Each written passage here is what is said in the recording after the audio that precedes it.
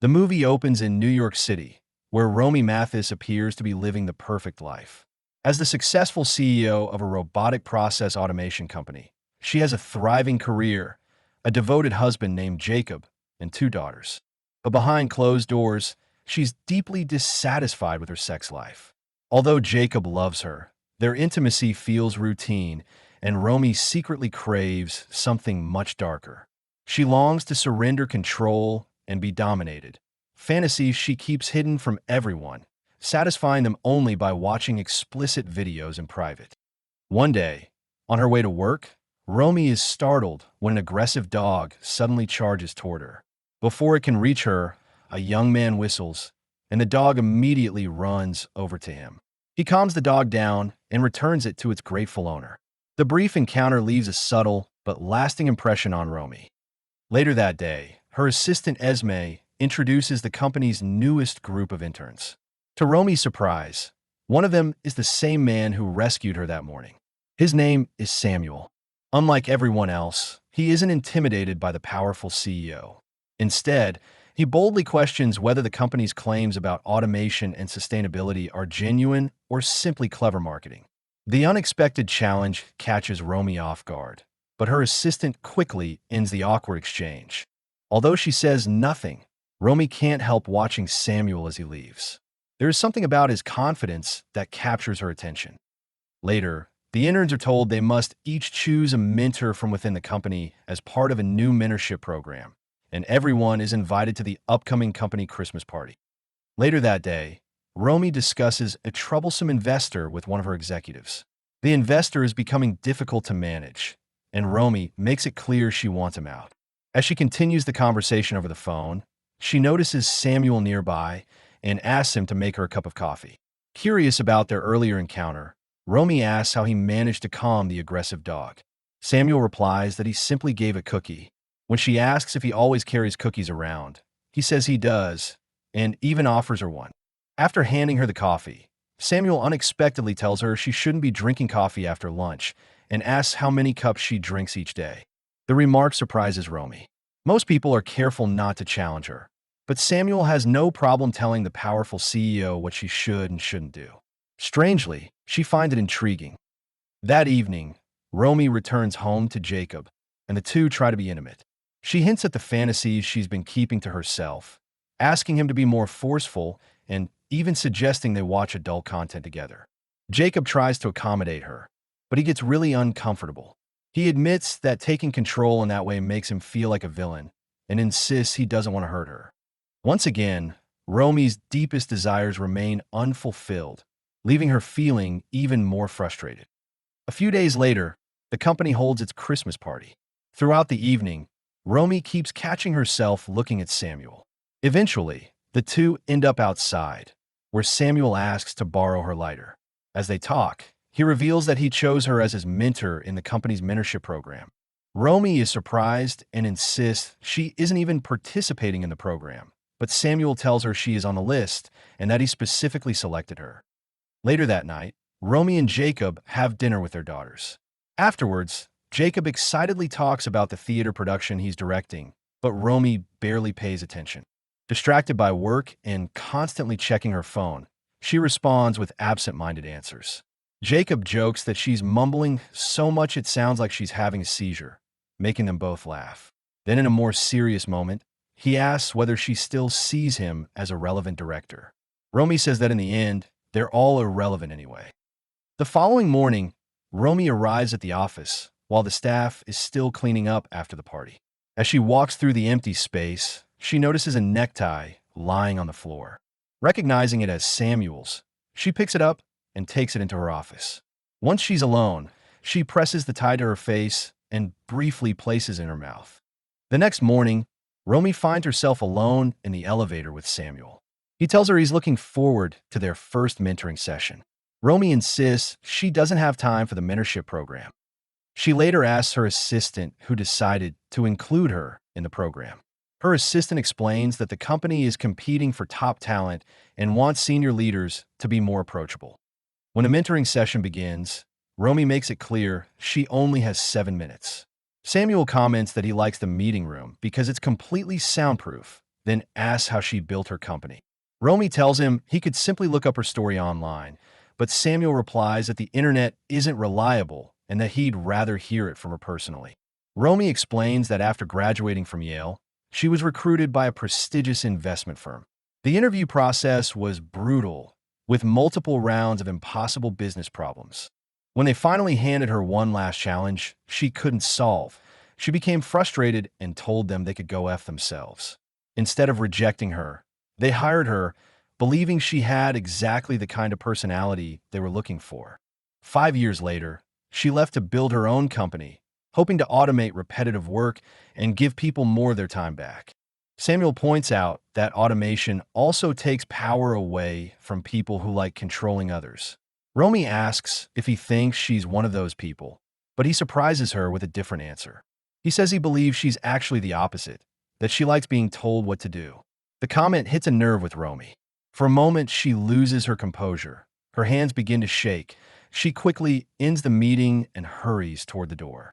As Romy reaches the door, Samuel asks her to wait and close it for a second.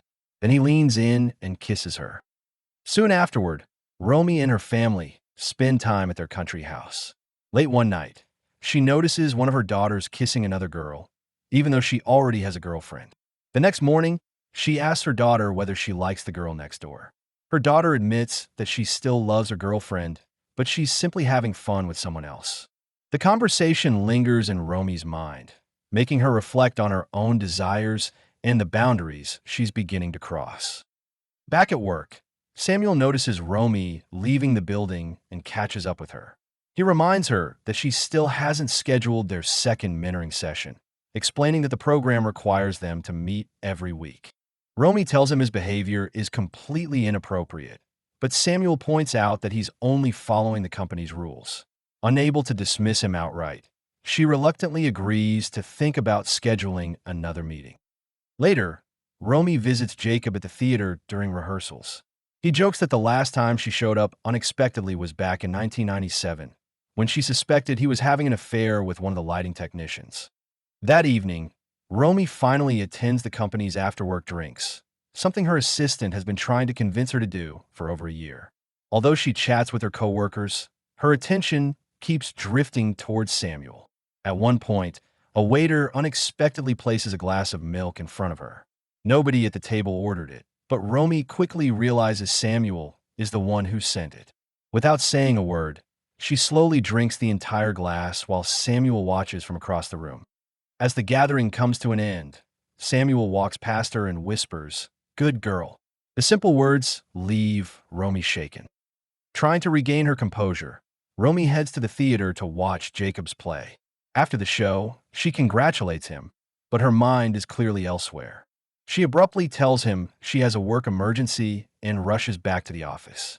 There she discovers a note from Samuel instructing her to meet him at a hotel room after work. The next day, Romy gives in and meets Samuel at the hotel. The first thing she does is tell him that this has to stop.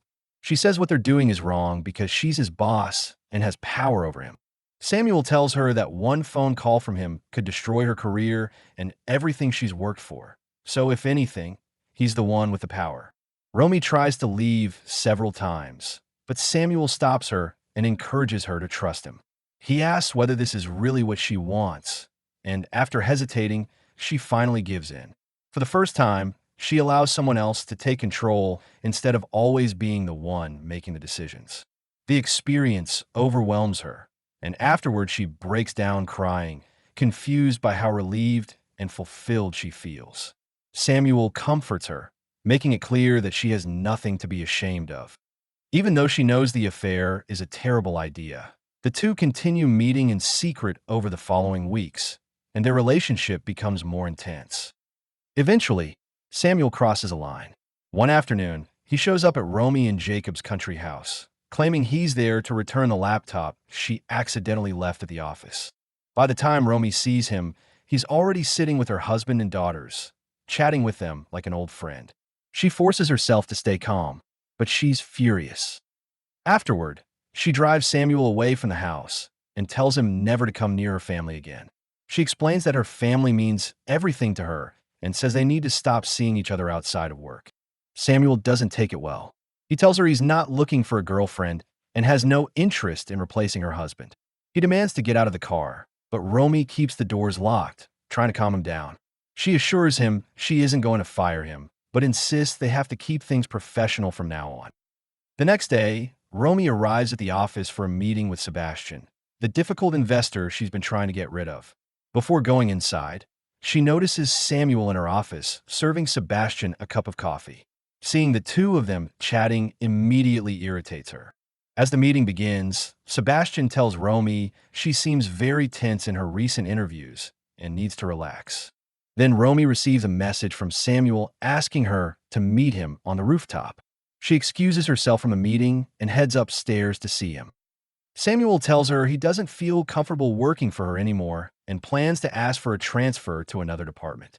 The news immediately alarms Romy. She explains that if he requests a transfer, people will start asking questions and investigating the reason behind it. She fears the truth about their affair could come out and cost her everything. Samuel insists it's the best solution for both of them, but Romy desperately begs him not to do it. The pressure of keeping the affair a secret begins to take a serious toll on Romy.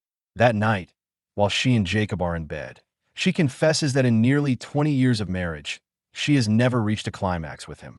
Jacob is completely blindsided and he tries to understand what she means, but Romy is too overwhelmed to explain herself. She lashes out at him and then storms out of the house. Then Romy meets with Samuel to convince him not to request a transfer. Samuel tells her that if they're going to continue seeing each other, everything has to be based on trust and consent. He says she needs to stop hiding behind excuses and be honest about what she wants. When Romy finally admits she's willing to submit to him and follow his lead, Samuel agrees to continue their affair. When Samuel asks her to choose a safe word, Romy says Jacob, making them both laugh because it's such a terrible choice. As their affair continues, the two become much closer outside of their physical relationship. They spend hours talking, and Romy tells Samuel that he has an unusual ability to understand what people truly want, even when they don't understand it themselves. Samuel admits that this instinct sometimes scares him because he can sense things about people that they try to hide. Later, Jacob asks Romy if she was telling the truth when she said she'd never climaxed with him. Romy claims she was overwhelmed and stressed and insists she didn't mean what she said, leaving Jacob uncertain about what to believe. Soon after, Romy's daughter has a birthday party. To Romy's surprise, her assistant Esme brings Samuel as her plus one, revealing that the two are now seeing each other. Romy gets insanely jealous. She confronts Samuel in private and admits she doesn't want him seeing other women. Samuel reminds her that they never agreed to be exclusive. The next day, Romy calls Esme into her office and warns her that dating an intern is inappropriate and could damage her reputation at the company. While pretending to offer professional advice, Romy is really fishing for details about Esme's relationship with Samuel. Later that night, Samuel sneaks Romy into a nightclub where they dance together and let loose. Later she asks if he does the same things with Esme that he does to her. Samuel tells her that he doesn't, explaining that Esme isn't like her. He likes who he gets to be when he's with Esme, while what he shares with Romy is something completely different. The next morning, Esme unexpectedly comes to Romy's house. She reveals that she knows about the affair with Samuel, but makes it clear she has no intention of exposing her. Instead, she urges Romy to end it, reminding her that she's one of the few women to reach the top of the company and that countless younger women look up to her. So Romy finally decides to confess everything to Jacob. She admits that ever since she was a child, she's been haunted by dark fantasies that she's spent her entire life trying to suppress. She says she's tried everything, including years of therapy, hoping she could become normal. But no matter how hard she tried, she couldn't get rid of those feelings. Romy then admits she cheated on him, but she still hides the truth. Instead of revealing her ongoing affair with Samuel, she claims it happened only once with a stranger she barely knew. Struggling to explain herself, she tells Jacob it was never just about the kink. What she craves is the danger, the obscenity, and the feeling that everything is genuinely at stake. Jacob is too devastated to hear the rest. Believing Romy has betrayed both him and their family, he throws her out of the house. Romy retreats to the family's country house. Samuel finds her there to apologize for everything that's happened. But then Jacob arrives and discovers them together. He attacks Samuel, and the two men get into a fight. After Romy breaks them apart, Jacob turns to Samuel and tells him that Romy used and abused him, insisting their entire relationship was built on humiliation, submission, and domination. He argues that female masochism is nothing more than a male fantasy imposed on women. Samuel says that that's an outdated view of sexuality and that Jacob doesn't understand anything. Jacob can't deal with this argument and has a panic attack. But Samuel kneels beside him, helps him control his breathing, and stays with him until he begins to calm down. He then apologizes and leaves, bringing his relationship with Romy to an end. A few days later, Romy's teenage daughter finds her alone at the country house and begs her to come home. She tells her that Jacob hasn't left the theater since she walked out, refuses to eat, and spends his days reading the Bible. She reminds her mother that people can forgive each other, just like her own girlfriend forgave her, convincing Romy to return home and face her family. Back at the office, Romy learns that Samuel has accepted a job in Japan. Soon after, Sebastian, the awful investor, corners her in her office, making it clear he knows about her relationship with Samuel. He suggests they continue the conversation privately at his house. Romy tells him she's not afraid, and that if she ever wanted to be humiliated, she'd rather pay someone than give him that satisfaction. Sometime later, Romy and Jacob begin rebuilding their marriage and intimacy. Jacob makes an effort to fulfill her fantasies, but it doesn't come naturally to him, and Samuel still occupies her deepest fantasies. The end. Thanks for watching. Don't forget to like and subscribe. And until next time.